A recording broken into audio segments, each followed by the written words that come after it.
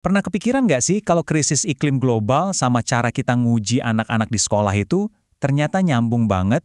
Kedengarannya aneh ya, tapi coba deh ikutin saya. Hari ini kita bakal bongkar hubungan tersembunyi antara dua krisis yang kelihatannya beda jauh, padahal akarnya itu sama. Oke, kita mulai dari krisis yang pertama dulu ya, yang paling kelihatan dan bisa kita rasain langsung. Kondisi planet kita. Dari kecil kan kita selalu dibilang hutan itu paru-paru dunia. Benar. Tapi ternyata fungsinya tuh jauh lebih penting dari sekedar itu. Kalimat ini dalam banget ya. Ini bukan cuma soal pohon doang. Hutan itu ya fondasi kehidupan kita. Tanpa mereka, seluruh ekosistem di planet ini bisa goyah, bahkan runtuh. Nah, coba lihat angka ini. 15 miliar. Sebanyak itulah jumlah pohon yang ditebang setiap tahunnya. Angkanya gede banget sampai susah dibayangin kan? Ini nunjukin skala kerusakan yang lagi kita hadapi. Kalau begini terus, ada prediksi yang bilang semua pohon bisa hilang dalam 200 tahun ke depan. Serius. Nah, ini dia fungsi lain yang super penting. Hutan itu bukan cuma paru-paru, tapi juga bank air raksasa buat bumi. Jadi akar-akar pohon itu nyerap air hujan kayak spons raksasa, mencegah banjir, terus airnya dilepasin pelan-pelan, jadi sumber mata air bersih dan ngejaga kita dari kekeringan. Keren kan? Ngeliat tantangan sebesar ini dan banyak masalah global lainnya, untungnya umat manusia nggak tinggal diam. Kita semua bersatu bikin sebuah rencana besar, sebuah cetak biru ambisius buat masa depan.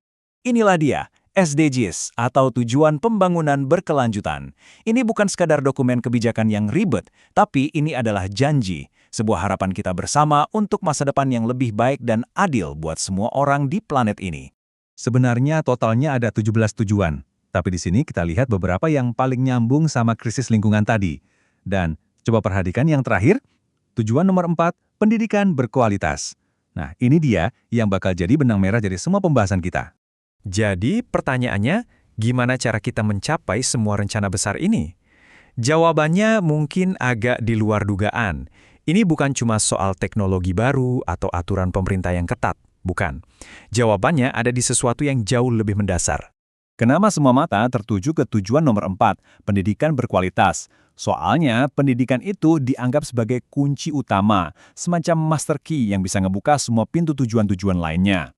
Coba bayangin deh, pendidikan itu mesinnya. Mesin yang ngasih kita pengetahuan, skill, dan yang paling penting, nilai-nilai buat ngebangun dunia yang kita mau.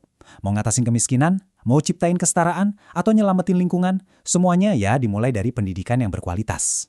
Visinya keren banget kan? Pendidikan sebagai mesin perubahan. Tapi, ini yang bikin kita harus berhenti sejenak dan mikir, apa mesin yang kita punya sekarang ini beneran udah dirancang buat tugas besar itu? Nah, ini dia pertanyaan intinya. Inilah ketidaksesuaian besar yang kita maksud. Soalnya, kalau cara kita ngukur keberhasilan itu salah, ya seluruh sistemnya bisa-bisa malah bergerak ke arah yang salah. Biar lebih kebayang, yuk kita pakai analogi sederhana. Bayangin ada sebuah pabrik yang tugasnya bikin obat batuk. Jadi pabrik ini kerja keras bikin obat, terus obatnya dikirim ke bagian quality control. Tapi anehnya, tim QC ini cuma ngecek satu hal, obatnya manis atau enggak. Mereka sama sekali nggak peduli obatnya beneran bisa nyembuhin batuk atau enggak. Hasilnya apa? Ya jutaan botol sirup manis yang nggak ada gunanya.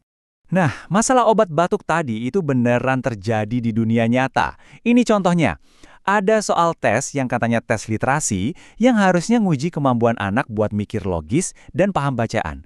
Tapi ternyata, buat jawab soal ini, siswa malah harus hafal simbol-simbol kimia. Ini kan nggak adil. Dan yang lebih parah, ini nggak efektif. Oke, kalau sistem kontrol kualitas yang lama itu salah sasaran, terus solusinya apa dong? Solusinya adalah kita harus mikirin ulang dari nol apa yang kita ajarin di kelas dan yang paling penting, gimana cara kita ngajarinnya.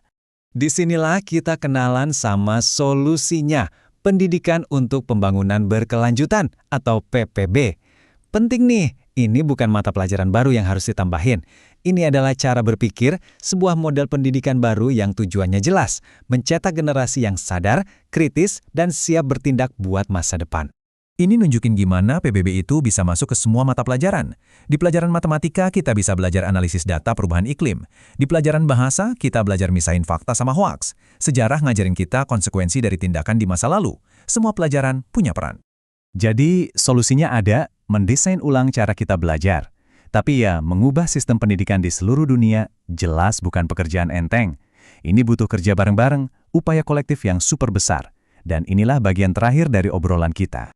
Ini adalah panggilan buat kita semua. Tanggung jawab ini milik kita bersama. Pendidikan memang kuncinya, tapi pintunya harus kita buka bareng-bareng dengan banyak tangan yang bekerja sama. Nah, ini dia siapa aja yang punya peran.